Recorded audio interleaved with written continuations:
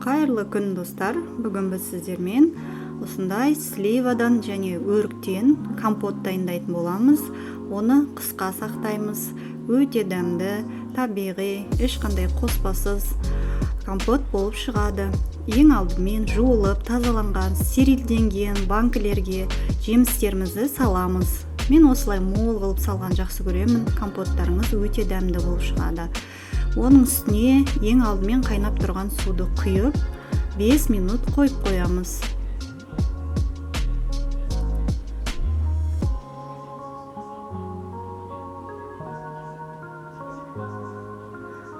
Бес минут өткен соң ішіндегі суын төгіп тастаймыз.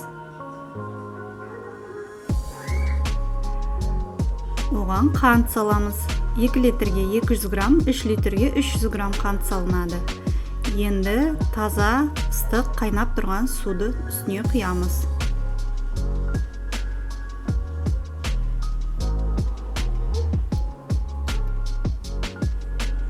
Бар болғаны осы. Енді қақпағын жауып тастаймыз.